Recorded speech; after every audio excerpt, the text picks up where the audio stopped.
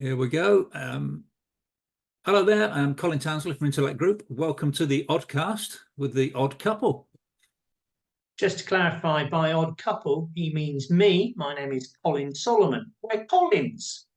We are indeed the Collins. Now, we decided we would do this because we've been chatting for some time about all things financial crime and due diligence, but we also said we'd make it a little bit different, didn't we? So we said one of us... Sorry, Colin. We did, and I said I tried not to interrupt you, so that's me blown out of the water already. I could have a go in a minute of doing that.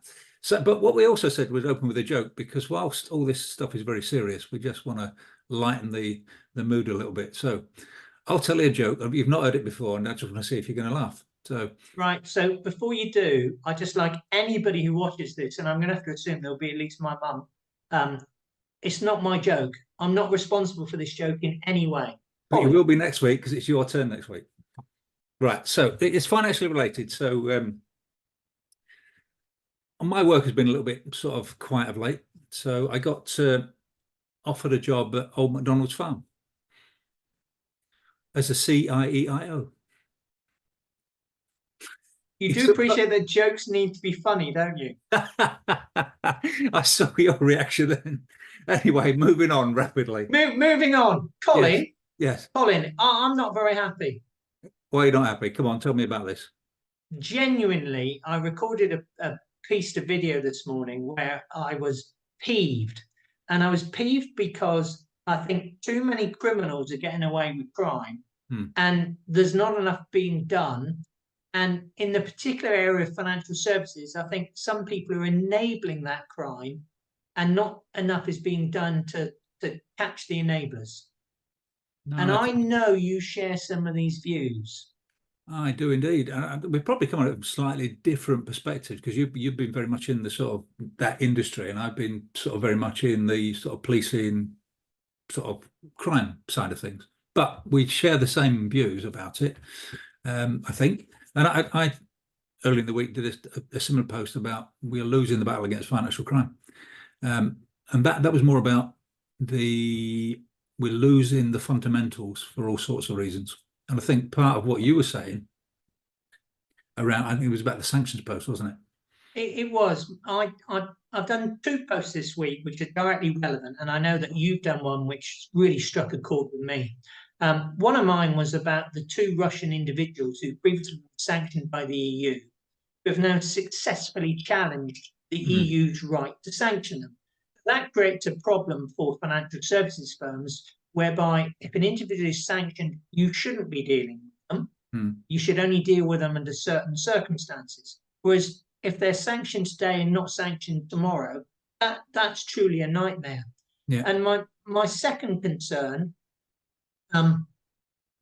was about people in my industry, in the financial services industry, accountants, lawyers, trust company directors, investment managers, actually helping people get away with crime. And there's been a case in Guernsey of a lady who I won't name on here, but I will name elsewhere, who's been banned from the industry for 9 years for knowingly assisting the uncle of President Assad, a gentleman who's just been convicted of money laundering in France.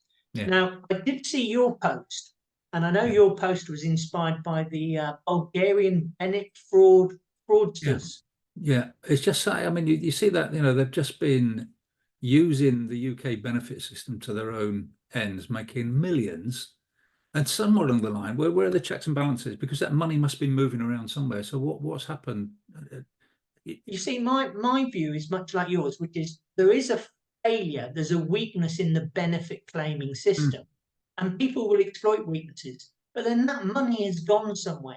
Because if it's genuinely millions of fraudulent claims of millions of pounds, that hasn't been taken out in briefcases. That hasn't been driven out in the fraudster's black Audi. That's gone through bank accounts and then been transferred. Or it's gone through bureau de change and then been transferred. Yeah.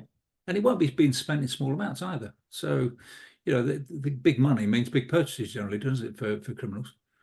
But no, it's very frustrating. I just think we need to get back to... that followed on to another post about getting back to the fundamentals, which, what suspicion You know, Oh, what is suspicion? yeah. What I also like, Colin, about our sharing of thought processes is you come at it from the investigative point of view, Yeah. almost the assume nothing, trust no one, Yeah. search for proof. Yeah. And in that regard, is it fair for me to say you'd take a zero tolerance approach? Yeah, I quite like that approach. I know it works. It does sort of rub people up the wrong way, but I think there was a bit of a conversation in that post. Somebody made the point about what's the point of reporting minor crime, Yes, I saw that. and I get that completely because of the why bother? Well, it's part generally of a bigger picture, isn't it? And I'd worked in intelligence previously, and you're looking all the time for patterns. So that small crime might contribute to a bigger network of crimes. Recognizing suspicion Yeah, is part of yeah, what I dream about, if you like. yeah, Part of why I'm passionate about what I do is because I'm passionate about what I do. And recognizing suspicion for me can be as small as I'm suspicious of someone, I don't know why, but I'm still suspicious of them. And mm, in my professional background, I've been suspicious that a client was evading UK tax, mm. when in fact he was walking around with a shotgun and extracting money with menaces. I didn't know that at the time. No, no, I no. was just suspicious of him. Yeah, But you're right. It's that small crime can actually be part of a wider mosaic of crime yeah. or a stained glass window of crime, and we shouldn't turn a blind eye to it, should we? No, exactly. And I can give you a cracking example of this. Goes back many years when I was a beat copper driving Oh, around. how long? It's a long time. I don't really want to talk about how long ago, but driving around. I probably had hair when you were a beat copper. Come I on. used to have hair until I started wearing police hats.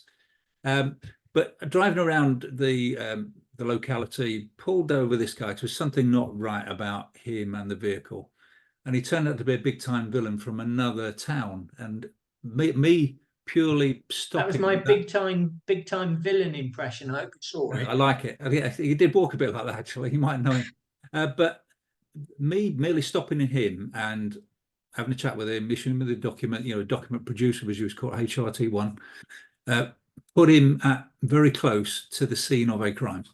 And that was enough for Can I say reasonable you've suspicion. instantly put me in mind of the Peter Sutcliffe Yes, scenario. I was going Found to, carrying a hammer in a yeah, vehicle, yeah, no justification. yeah. And then And, suddenly that opened an inquiry back into a man who'd been interviewed before. and one of the guys there took the initiative and searched nearby and found the hammer.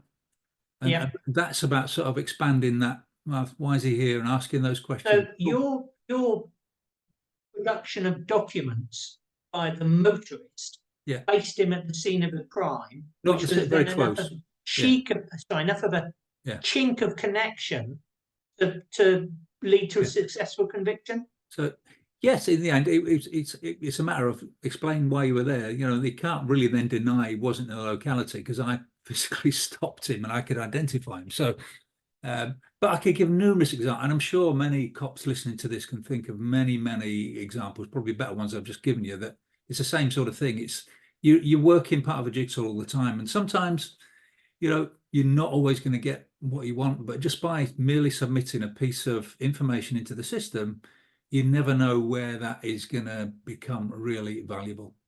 Life's full of parallels. You're talking about submitting a piece of information into the system, in your case, the police system. If I have a suspicion and Yeah, I submit it to the person I need to submit it to, yeah, I don't know what they already know, what's already been reported to them. yeah, And that 2 and 2 can then make yeah, 444, 444. And exactly. in all of this, if we come back to your Bulgarian benefit fraudsters, that's not a victimless crime. No, That's 50 million pounds that someone has paid yeah, as tax. yeah, And nobody likes paying any more tax than they have to, apart from the French, obviously. no, And I think we need to remember there are no victimless crimes, and exactly. criminality and the proceeds of crime can actually be the proceeds of all sorts of crime. Oh, yeah, And you massively. know more about crime than I Yeah, do, and I yeah. say that with a straight face. Yeah, in the nicest possible way. No, one of my, on that very post, one of my good friends and contacts actually commented about that money could have gone into public health or National Health Yeah. Service, veterans, all sorts of things for the public good, but it's all been stolen. Well, without becoming political, but I can't stop myself. We had the current Tory minister claiming that some NHS trusts are meeting their targets, but when she was asked which ones, she couldn't say. Now, I don't necessarily think that an NHS will be more effective if it's given more money, but there's a chance it might be. And 50 million pays for an awful lot of dentist training, nurses, whatever you want to do. Exactly. Anyway, we've gone into politics. We Yeah. mentioned Jack the Ripper, and Yeah. it was that conversation about Jack the Ripper that actually made me think about victims. If everybody who is suspicious reports their suspicion, it might be there's fewer victims, and that's got to be a nice thing to try and end on, isn't it? As a theme. Yeah. I know you've worked in the industry. How long does it take to complete a SAR? A suspicious activity report, for those who know what we're talking about. The minute I've formulated that I'm suspicious, I know I'm suspicious and I should do the right thing, which is submit a SAR. Increasingly, submitting that SAR is technology driven, so I can fill in the form online and submit it. And once I've submitted it, I get an acknowledgement back reminding me not to tip off, reminding me to share any more information. We're talking minutes, and we're talking a handful of minutes, aren't we? Exactly. And to turn the blind eye to suspicion is the wrong thing. Failure to report is an offence, depending on the jurisdiction. Yeah. That's a brilliant question, Colin. Yeah. That's what it says on my script, by the way. Oh, excellent. It worked. Anyway, we've done about 8 minutes, Colin. 8 minutes? 8 minutes? I can't normally last 8 minutes. I thoroughly enjoyed it. We did say that we were going to give a challenge to the audience about who's got the best background, and we're going to do that every time we meet on here, didn't we? So, but I thought I was the judge on that today. Go on then. You be the judge. I had the joke. You be the judge.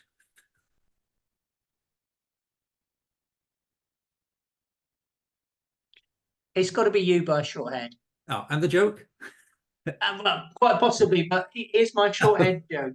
Your tie's better than mine anyway. Thank you. So as our minutes elapse, we need to just confirm, as we'll try and do this with a regular degree of consistency. My name's Colin Solomon.